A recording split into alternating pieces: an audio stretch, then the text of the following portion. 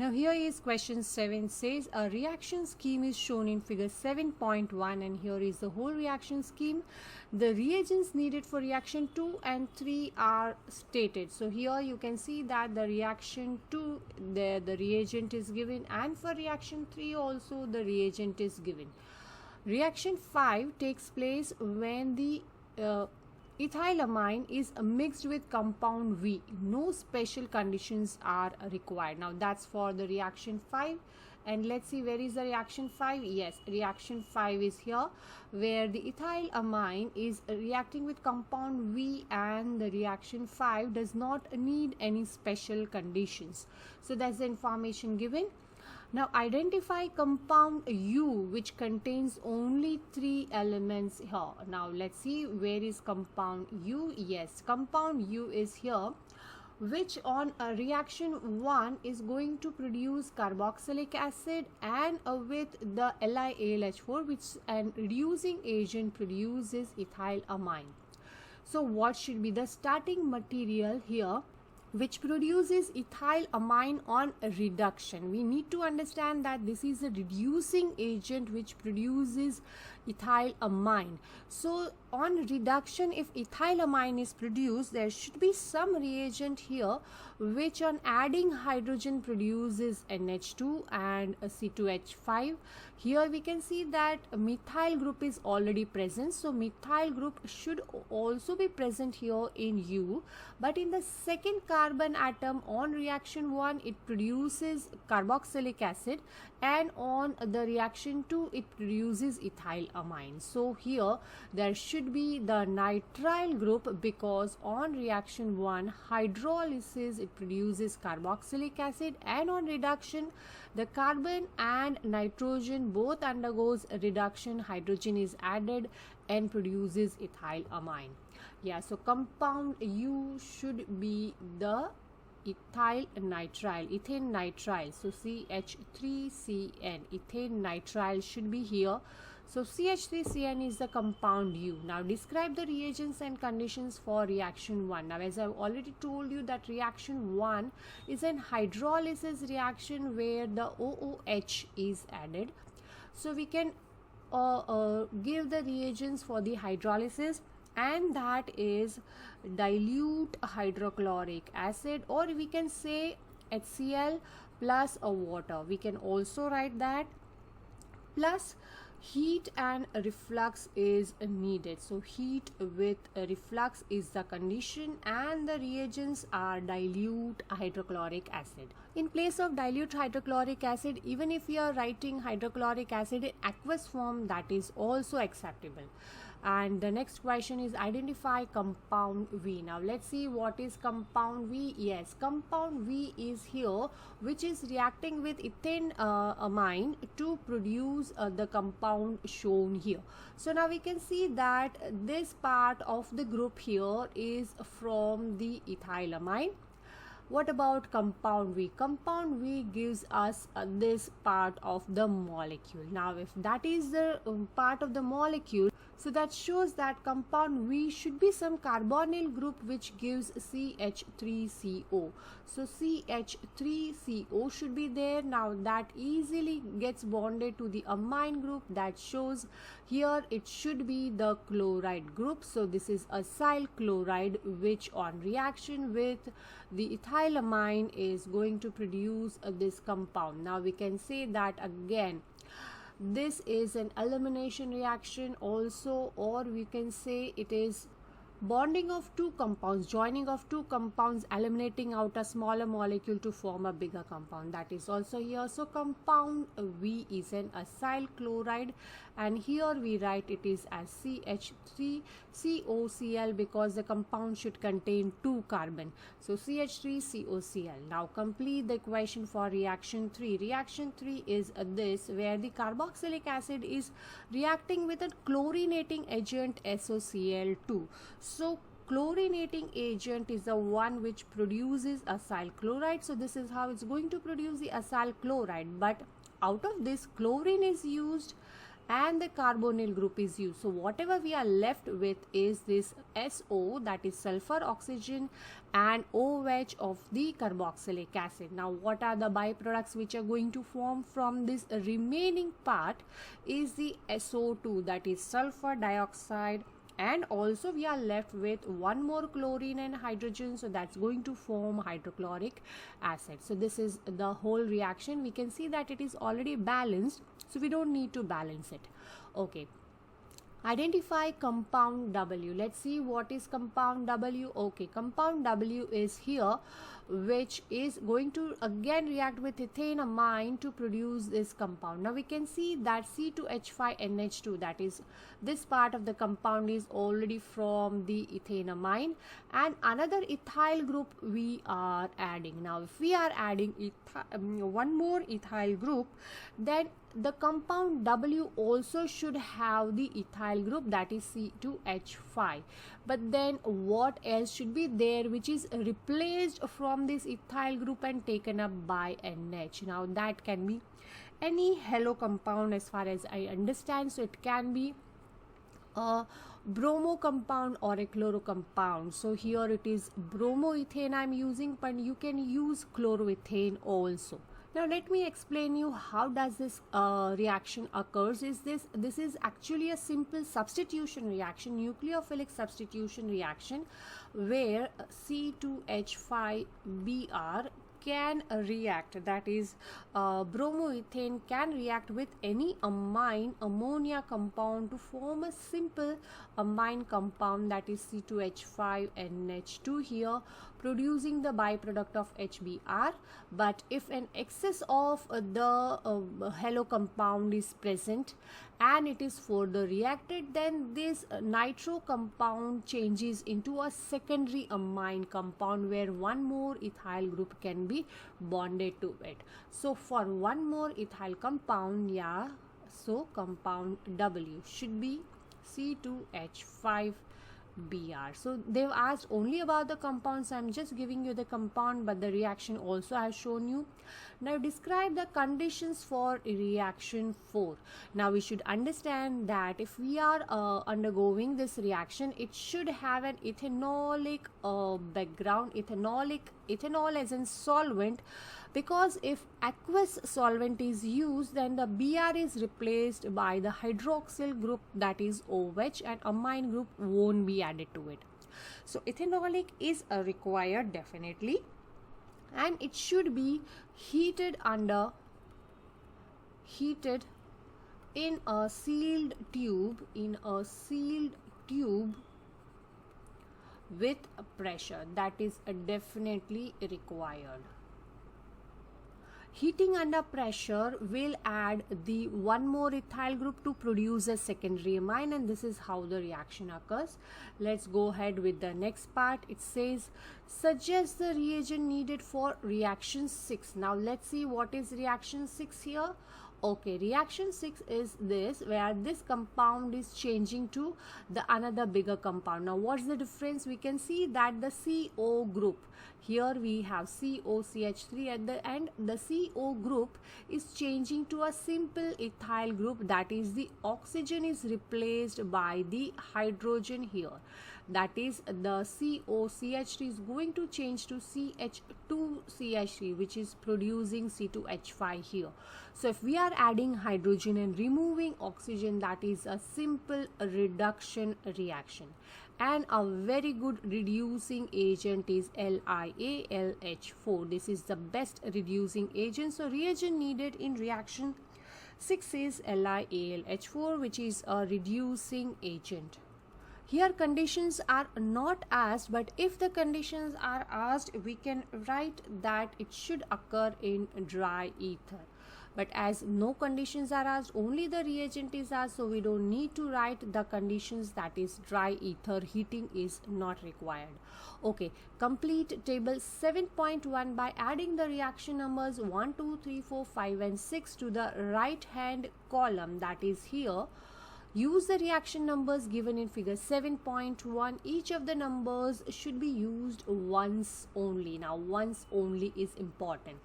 Now hydrolysis, type of reaction hydrolysis. Now that I have already mentioned here that the reaction 1 is hydrolysis because we are adding oxygen and hydrogen here to form carboxylic acid. So for hydrolysis we have reaction 1. Now addition reaction. Now addition reaction is the one where nothing is eliminated, only addition is done. Now that is the reaction 2 only, because in all other reactions we can see that some of the other part of the compound is removed. For example, here OH is removed to add the Cl. Here in this we are adding by removing one hydrogen. We are adding an ethyl group here by removing one hydrogen. So here every compound W also undergoes elimination by removing out bromo compound, bromo part. That is actually substitution reaction, not the elimination. So most of the other reactions are substitution reaction other than reaction 2 where only hydrogen is added. So addition reaction can be a reaction 2. Yes. Now reduction reaction. Now reduction reaction, you can say that where LiAlH4 is used as a reducing agent, that we have already seen that in reaction 6 we are using LiAlH4 as reducing agent. Now this is also the reaction where we are using the reducing agent, but we have already used the reaction 2 already in the addition, and in the question is clearly written the number should be used only once. So we can write 6 here directly. And in the last substitution reaction, as I said, other than 2, most of the reactions were a substitution reaction because some or the other part of the compounds we were removing to add other part. So what are the remaining reactions out of 1 and 6? Now 1, 2 and 6 are used already. So what are the remaining reactions are? Reaction 3, reaction 4 and reaction 5. Now these all are substitution reactions, because as I said, from the carboxylic group we are removing the OH group replaced by Cl. In reaction 5 also we can see that the Cl part of the compound V is removed to add the remaining part of the compound. Here in reaction 4 also we can see that the H is removed from the phenylamine, and from W bromo part is removed to add the compound the remaining part of the compounds. All those are substitution reactions. So let's write all of them. That is a reaction 3, 4 and 5. All the remaining reactions are substitution reaction. Let's go ahead with the next question where it says compare the basicities of these 3 compounds. Explain your answer, the reason, and most basic first and the least basic at the end. Now I would say this is the most basic compound, this is an intermediate basic, and the last one is the least basic. Let's first write and then I'll explain you how come that's the answer. So this is how I'm writing. C2H5, ammonia is an intermediate compound, and then the compound with the carbonyl group here is in CO group, that is the least basic. Now the main part is that how come a compound is basic? A compound is basic only when a group is able to accept the hydrogen ion, and hydrogen ion is accepted only when the lone pair of nitrogen is donated to H plus to form a dative bond. So the basicity depends upon the availability of a lone pair on the nitrogen, right? So according to this, the most basic compound is this one. The reason is that there are 2 alkyl groups, there are 2 ethyl groups bonded to N which are electron donating, making the lone pair of nitrogen more available. So that's what we are going to write, is that C2H5. Now we can write it in another form this way also. So this compound is most basic as the 2 alkyl groups, the 2 alkyl, or even you can specify ethyl groups. Ethyl groups are electron donating, making lone pair of nitrogen lone pair of nitrogen more available to bond with H plus. Now in the last question we can see that there is a carbonyl group, CO group. So in C2H5NH COCH3, the CO group, that is C double bond O or CO group, is electron withdrawing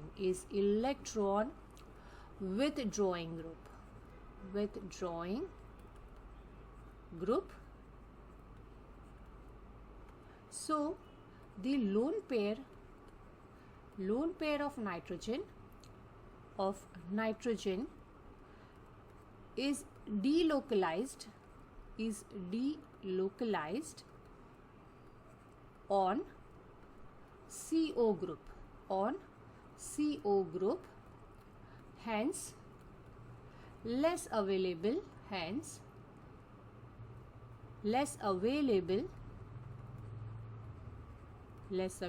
to bond with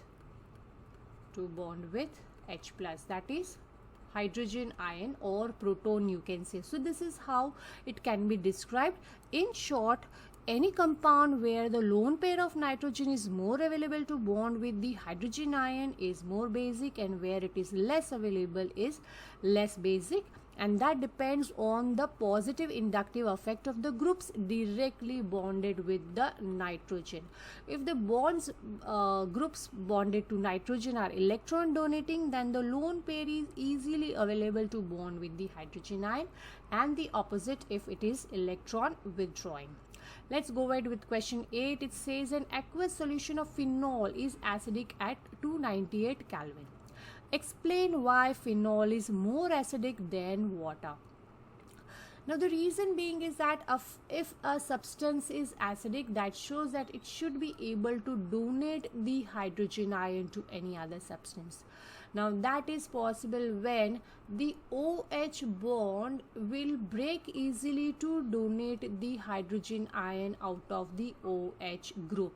Now that is possible only when the OH bond is very weak. Now let's understand that why is it weak in phenol and not weak in water. So the reason here is that the lone pair on oxygen. Here we have oxygen which is having a lone pair. So let's understand the whole structure first. Let me rub out all this. Okay, here is the structure of benzene with the O group. Here we have lone pair. This lone pair can get delocalized with the benzene ring or the delocalized system of the benzene ring here, and that is how the oxygen makes its electron move towards the benzene and the OH bond becomes weak. So what we need to explain is that the lone pair of oxygen gets delocalized with pi bonding system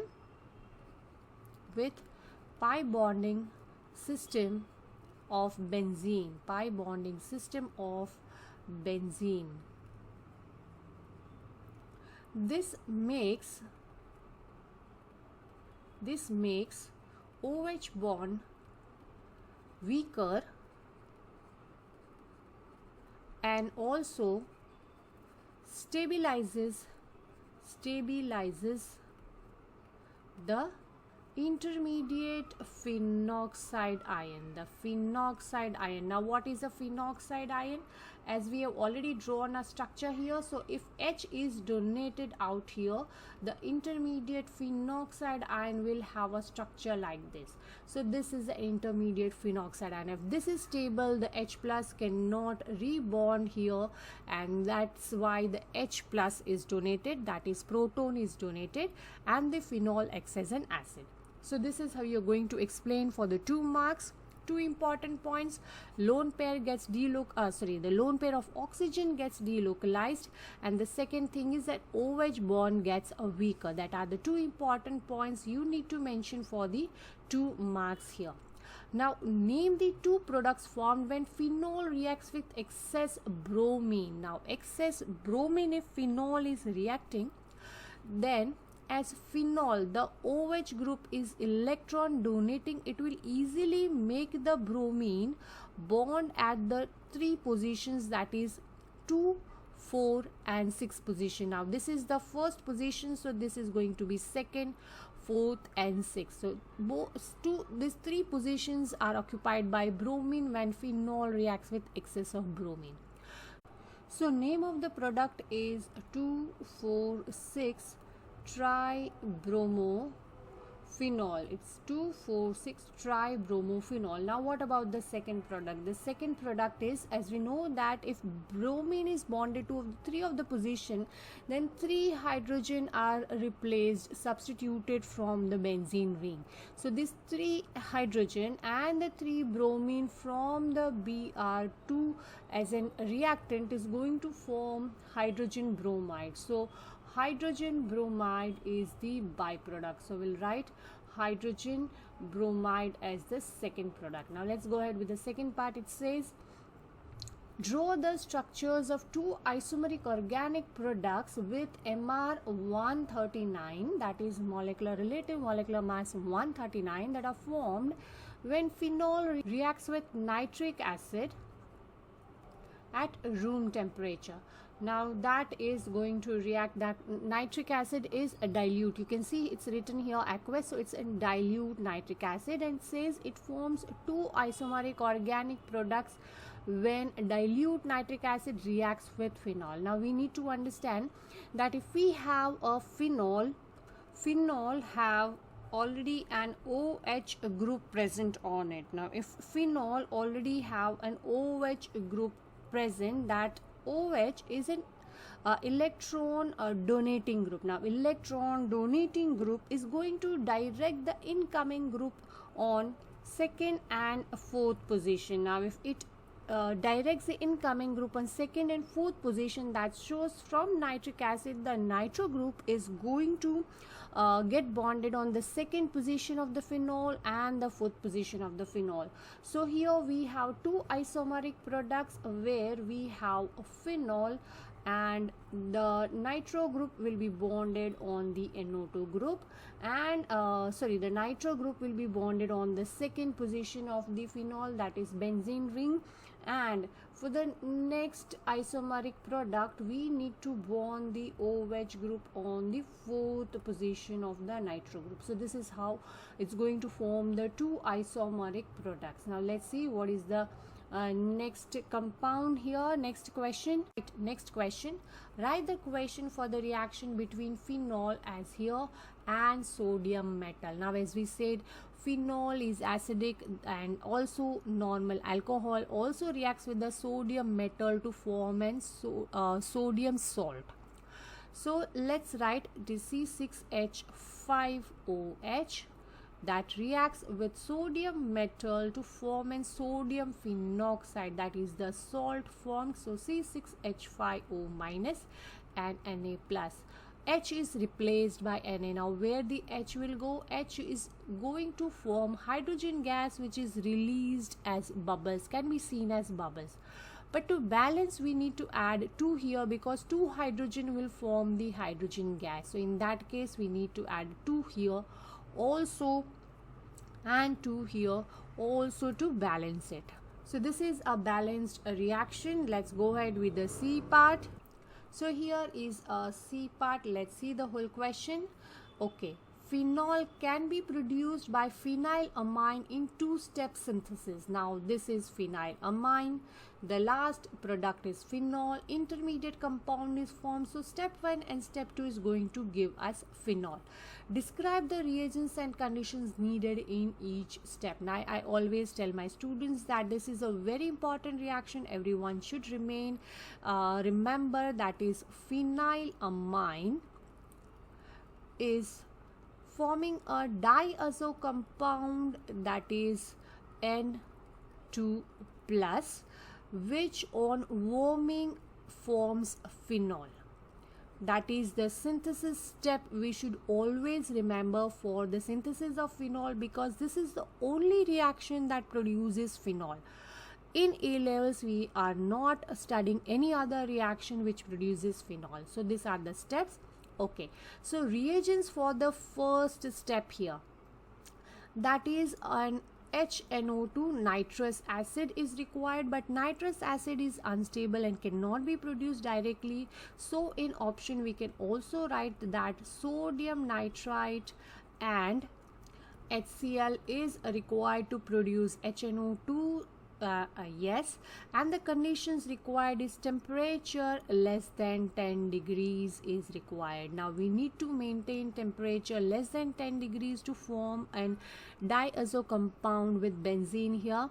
Yes, these are the conditions. And for the step 2 here, we can now say that this N2 plus is replaced by OH. Now how is that possible? This is possible in an aqueous solvent when it is warmed. Means if the temperature goes just about 10, the intermediate compound becomes unstable and easily gets hydrolyzed to form the phenol. So the condition required is just the warming or the temperature above 10 degrees, and that's going to produce. Now what is the reagent? Reagent is any water. Water as an aqueous solvent, if present, then it's immediately going to react. So water is the only reagent required for warming and producing phenol. So here our question ends, and yes, the last question is also over, and this paper gets completed here. I hope the whole of my explanations are very clear for all the last 2 questions. For the earlier questions, I have already uploaded 2 more videos where these questions are also solved.